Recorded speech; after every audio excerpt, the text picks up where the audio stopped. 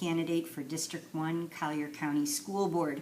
I'm a retired school teacher. I taught for 34 years at a large Hispanic high school in Cicero, Illinois. I taught AP Biology and Chemistry. I have a bachelor's degree in biology from DePaul University. I have a double master's, one in science ed and one in administration and supervision, also from DePaul University. After retirement, I did some substitute teaching and I ended up working at Argonne National Lab. The lab has a STEM initiative as part of their mission statement, and I was one of the special education assistants. And so I had a chance to teach students from across the country, foreign students, as well as teachers that needed to upgrade their certification. Upon arrival in Naples, I immediately signed up to be a guest teacher, so I've been guest teaching at Lely High School, and I've been in classes such as ESE, MC1, French, Spanish for Spanish speakers, because I do speak a little bit of Spanish, as well as some science classes, believe it or not. I'm also an ELL teacher. I have district certification at Lely High School, and I'm a docent at the Dalton Discovery Center, which is part of the Conservancy of Southwest Florida. I am a Eucharistic minister and a lector at St. Peter the Apostle Church, and I play a lot of tennis. Okay. Hence the tan. How long have you been in Collier County? 2 years. However, I've actually been visiting you since about 1994 because my best friend retired and bought a home down here, and I made it a priority every time I had a 3-day weekend to get down here. Thank you, Southwest. Why are you running for school board? I'm running for school board because I'm an advocate for strong public neighborhood schools, and I also want to make sure that we attract and retain quality teachers. Our students deserve that. Do you think that's not happening now, or do you want to continue the policy? I think we have quality teachers, and as I said, I've been in a lot of the classrooms, so I know what they're doing with the students. However, I'm very dismayed that there are a number of good teachers that have left to go to Lee County. When you say advocate for strong neighborhood schools, is that another way of saying that you're not crazy about charter schools? Let me put it to you this way. I like your school choice. I think that's a great idea, especially with what's going on in your schools, because you've got some academies like the Aviation Academy over at Lely High School. And if your son or daughter is interested in aviation, that's the place to go. Versus if you want the Engineering Academy, that's kind of taking shape over at Naples. However, getting back to your question about charter schools, I think charter schools do well if they focus on an underserved segment of the population, whether it be geographic, like the Marco Island Charter School, or whether it's an ESL charter school or a charter school that deals with ESE students. So I'm really not against them. It just depends upon what their focus is.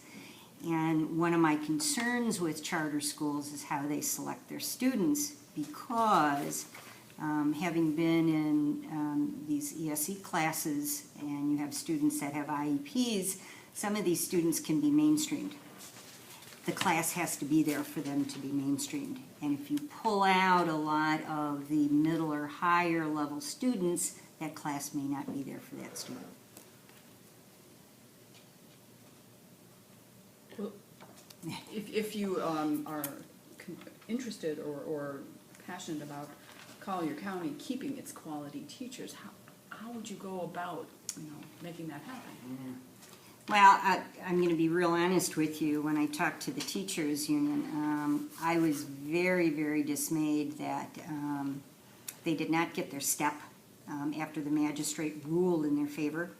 I thought it was very demoralizing that the board would just simply say they weren't going to get it. I've negotiated 4 contracts, and to me, a contract is something very sacred, because you go into these negotiations, and they may be adversarial, but you go into them in good faith. And I think if the magistrate ruled that they deserved that step, they should have gotten it. And making sure the teachers get their just due is very important to me. What kind of job is the superintendent doing, in your view? I like her. I think she's a dynamic individual. For any one person to get to all 50 schools and the other functions that are going on, like the STEM activities and choirs and graduations, I'm amazed. She must sleep in her file cabinet. I just have a great deal of respect for her. I like what she's doing with STEM, and I think what I would bring in would complement her ideas. I like BYOD. I've subbed in some of the classes, and I am fascinated how creative some of these teachers have been with Bring Your Own Device. No longer can these kids say the dog ate my homework because they have to email it to their teacher. I love that. Should BYOD be universal, or are some teachers better at it than others and more suited to Well, using it? I think more and more teachers are going to buy into it. I think it takes a while. I'm not so sure I like it in, let's say, any grade below 7. I'm not so sure because I think you're going to run into problems with a lot of students not having the availability of a device that they can use, even though I know Arthrex has donated, 30 sets of iPads to the schools, and I think there could be a really great loan program. But with that said, I think maybe 7th grade and above, it works very well. Are you aware of flipped classrooms? No? Explain. I'm a DePaul alum, and I just received their alumni magazine, and lo and behold, inside of it is flipped classrooms. This is one of the hot topics that they are working on in their School of Education. Anyway, a flipped classroom is where the teacher puts together an introductory video that the student watches at home. And this would be the introduction that would normally be done in the classroom. So for homework, the student goes and watches, let's say, an introduction of gas law problems. I'm a chemistry teacher. So they get an introduction to Boyle's Law and Charles' Law. They get some insight into how it's applied, maybe hot air balloons, tire pressure. Then when they come back to school, the teacher has the opportunity to work one-on-one with the kids, either in experimentation or on problems. So there's really more one-on-one with individual students, especially those students that need help. And I think that's fantastic. And you know what? The parents then have an opportunity to see what's going on in school because they can watch the video with the kids. How do you ensure that all students in pockets of poverty and other places have the computers to be able to do that? Well, having been in the classrooms, I've seen the cabinets of iPads that are used, be it English, be it earth science. And I'm sure there are many of these cabinets in the school that can be loaned out to these students that are in need. But I got to be honest with you, some of these kids have a better device than I do. I have a 3G in my car, and some of these kids are walking in with Siri and the other one. So, I don't feel sorry for a lot of them. And under that concept, is there a problem, like how do you make sure all the kids watch the introduction at home? Are they coming in at a different level because some watched it, some didn't? Well, you can never be sure that a kid's going to do his homework, right? So, here I am in an English class that has the homework assignment, or the assignment that the teacher left me, had to do with the student designing a page for LinkedIn. You know what LinkedIn is, right? They had to sell themselves. They had to really put themselves out there, their good points and why they should be hired, right? So I'm walking around, and here's a kid who's got his phone. He's got an iPad that he got out of the cabinet. He's got his phone in his lap. And what does he have on his phone? His chemistry homework that he's copying from another kid. So I stopped by the desk and I looked down at him and he looked up at me and I said, are those answers right? And he looked at me again and he said, well, I don't know, my friend's pretty smart. And I said, you know what, he's not that smart because there isn't one unit that goes with those numbers. You don't have atmospheres, you don't have Celsius, you don't have Kelvin. I'd only give you half credit. He turned off his phone and he got right to his LinkedIn. And they had to email what they did at the end of that class to the teacher who wasn't there. So she kept them on task. And I love that. There's been a lot of discussion on Common Core and what it does for or to or with student knowledge. What do you feel about it? You know, I think the uproar has been kind of misdirected because most of the people that Common Core think that Common Core has come down from the feds, and it hasn't. It was put forth by the Board of Governors and the state superintendents. Now, the feds put some money into it with Race to the Top, right? So there was some money. And Florida bought into it. Florida was one of the 44 states that bought into it. And in fact, proffered a lot of experts in the area. Florida was tagged with that. With that said, there's really nothing that Collier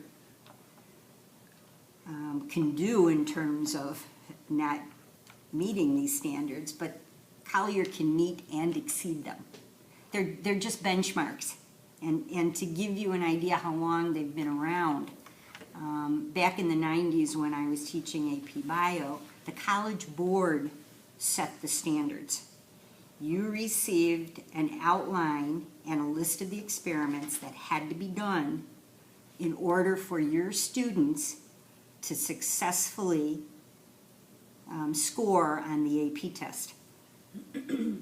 And it was the College Board that administered the AP test. Well, what I have had the capability of doing, I looked at the topics, I looked at the labs, did my ordering, whatever I needed to do for equipment and reagents and whatnot. But I looked at my students, I looked at my roster. If I had kids that came out of Honors Chem, I knew I could do a real quick review of elementary chemistry and go right into biochemistry. If I had a lot of honors biology kids, I knew I could do a really, really quick review of protein synthesis and get into the real nitty-gritty, the introns and exons and SNRPs. But the point is, the teacher now determines what needs to be done to get the kids from this benchmark, this standard, which is A, to point B and beyond. You don't stop at the standard, you go beyond it.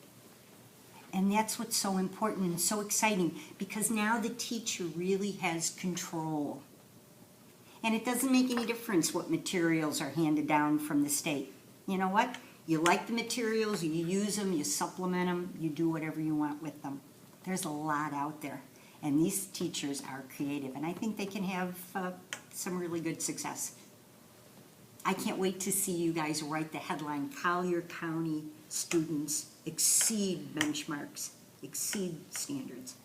How cool is that?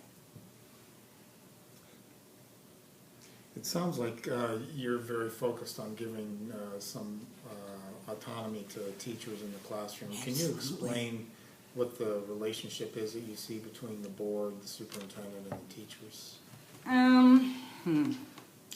Well, you know, the board takes whatever comes down from Tallahassee and shapes it and gives some direction to the superintendent. The superintendent then is involved with hiring and firing a lot of your administrators or moving them around. As I mentioned to you before, I was very concerned about the teacher's contract, which I understand is being negotiated right now, so the budget is kind of not really there yet. That's one of the things that I would like to see change, and I would try to advocate that they not go into these negotiations every year. I think it's really time consuming, as well as it really takes its toll on the individuals that are involved in negotiating.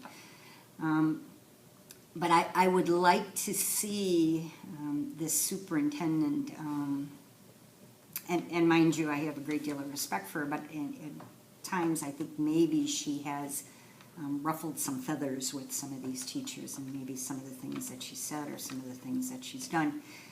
I don't know that, but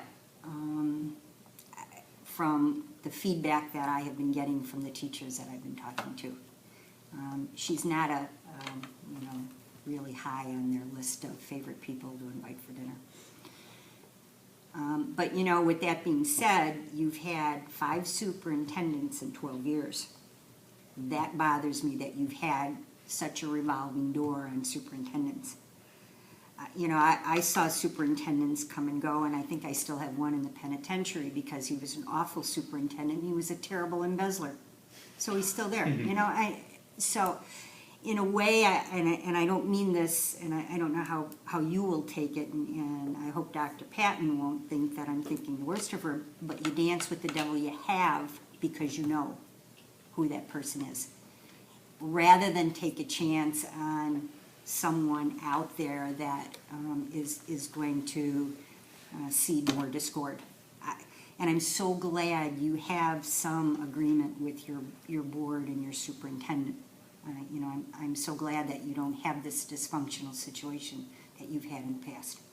Is that to say that you approved of the way the school board extended the contract recently? Well, it was a surprise, believe me. I went to that school board meeting and I was kind of taken back. But with that being said, her counterpart in Broward has a contract till 2020. There's nothing wrong with that. And as far as I'm concerned, you've got some stability now. And this woman is a professional. She's not going to just sit back on her heels and say, I have a contract till 2018. I don't think I'll do anything this year. That's not her style. She has her reputation to uphold, and she's got a lot of things going on in the school district that are good, and I think she wants to build on them. One of the things she's got going on is the trying to advocate for the STEM Yeah. education. And obviously, you're very interested in that as well. What more, as a school board member, can you do to further that? Oh, the STEM? The lab had a STEM initiative, and one of the things that I used to enjoy getting involved with, we used to pull out 6th grade girls from Chicago and the surrounding suburbs, and we used to have an Introduce a Girl to Engineering Day. And we used to do all types of activities with them, from designing wind turbines to solar cars, building solar cells. And then we pulled out our female engineers from all across the lab to talk to these girls and try to impress upon them that it's okay to do well in science and math and technology and engineering. It's a good thing. And I would like to go there. Also, there is a national Rube Goldberg contest that physics teams come together and they design their contraption in order to solve a problem, like maybe water a plant or put together a hamburger or screw in a light bulb.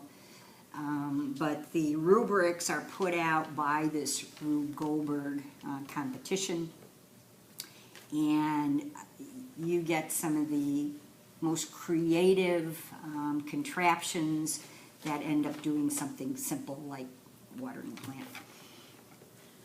How are you finding out what people of the district are interested in seeing from their school board? Where are you going and what are they telling? Interesting, because I play a lot of tennis. I play on a USTA team and a Collier Tennis Association team.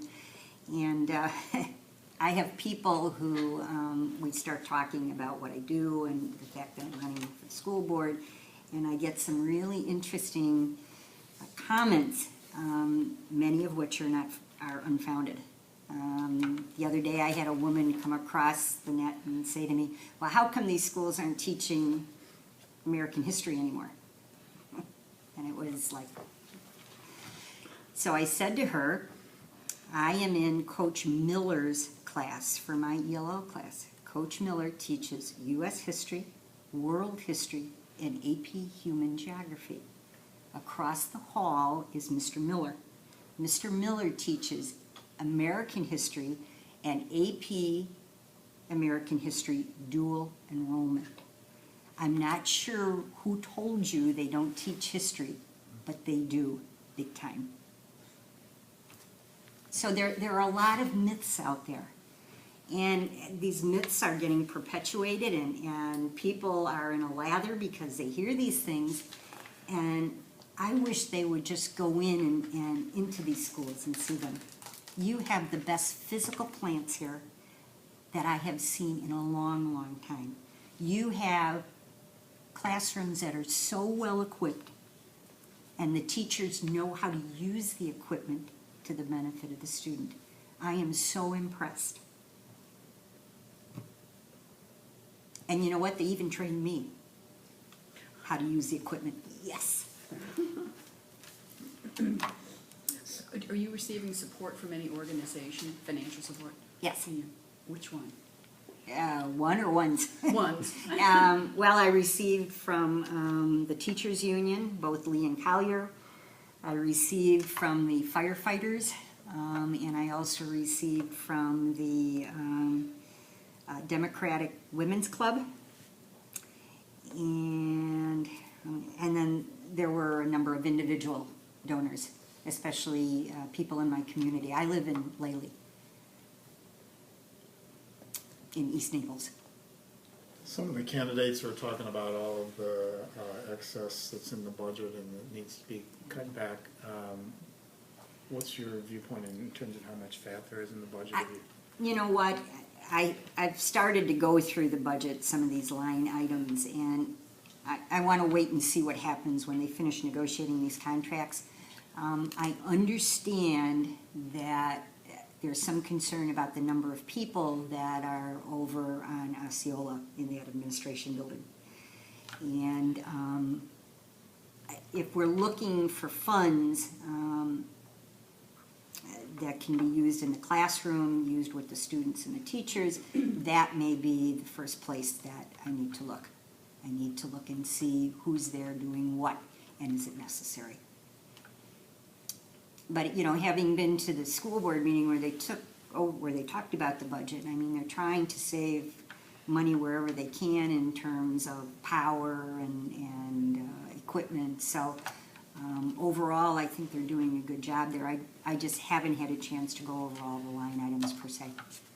And being I was part of the West Suburban Teachers Union. I was a trustee for many years. So that gave me a chance to sit on numerous budget committees besides negotiating contracts and grievance and complaint resolution. Some of the lower achieving schools in the last round of school grades are all concentrated in certain geographic areas in Immokalee and others. Yeah. How would you address that as a school board member? Yeah. That's a good question. My hat's off to the teachers and administrators that are out in that area because it's a long way to go. Everglades City is another place, and I know as a guest teacher, they give you $5 extra if you'll go out to those schools to be a guest teacher. I assume that the majority of the students in Immokalee and Everglades City as well are from very poor families. Many of them may be ESL students. And they come in unable to really compete with students that have had some advantage in terms of things like reading the newspaper, seeing their parents read the newspaper, having parents to talk to. And I think where it has to start is probably a little more pre-K support with a lot of these students. And that's the number one issue on their strategic plan, meaning the school board. And I really want to see that begin big time in the Immokalee and Everglade City area. Fundamentally, in terms of the whole school grade concept, do you think that that's a good idea? Or I do, but, and I don't think, and mind you, I am thoroughly adoring of the gal that's the principal over at Lely High School. If they could clone her and put her at several of the other schools that may not be doing as well, God, she's got my approval to do whatever she needs to do, but I think she'd make a difference. With that said, maybe some type of administrators academy would be in line to help some of these administrators that are in these underachieving schools to share ideas, what works and what doesn't.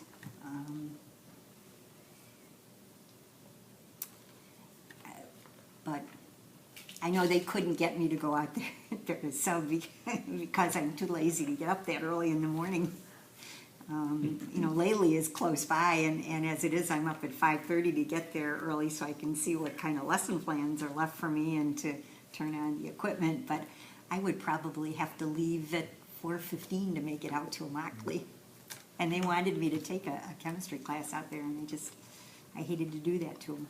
As a guest teacher, the same thing as a substitute Yes, teacher? yes, and you know what, I thought that was kind of interesting when I walked in and I said, I would like to substitute, and they looked at me and said, you're a guest teacher.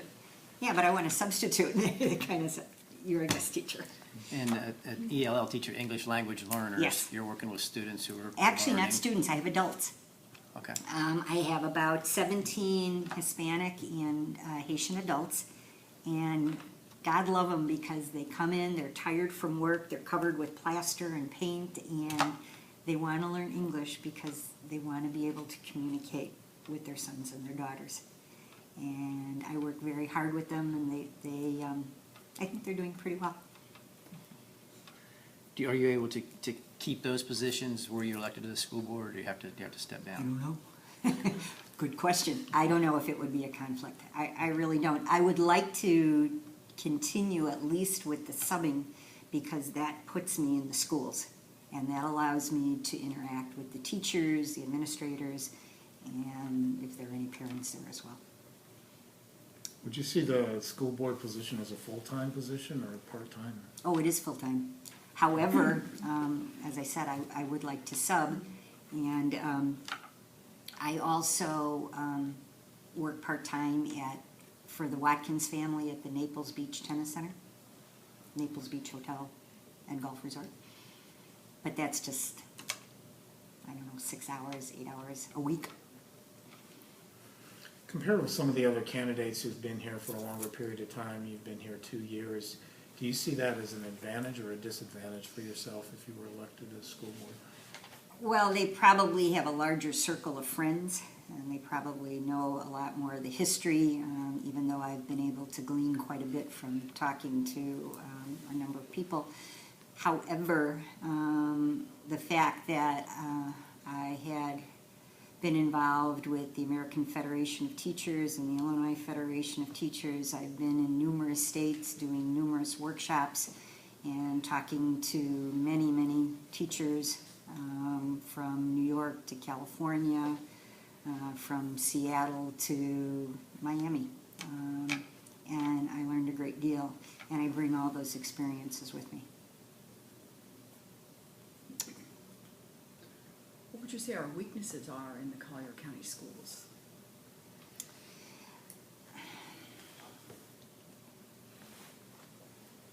You know, I really haven't seen any. The schools really take care of the needs of the students, whether it's this ESE student, whether it's a handicapped, you know, when you're an MC1, you really address the needs. And I have to tell you, the first year I came in and guest taught, I really didn't think the students were as focused as they are this year. they really seem to buy into what's going on in their school, and they seem to understand the fact that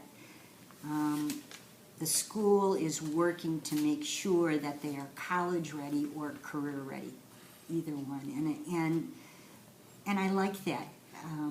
I think the kids are really comfortable with what they're doing, and you offer so much in terms of variety in the curriculum, after-school activities. The kids are treated with respect, and they in turn, respect the faculty, and I can appreciate that. Don't get me wrong, I had a kid cut out of one of my classes when I was subbing, but overall, I haven't found a weakness. I really haven't. Some people are concerned about the gifted program. And in the high schools, the gifted program is addressed with your honors classes and your AP classes. And I don't know per se what you have going on, whether you have a gifted coordinator that works with gifted students in the middle schools and in your junior highs, kind of your junior high kids. But I tell you, I wish I had $1 for every parent that came up to me and said,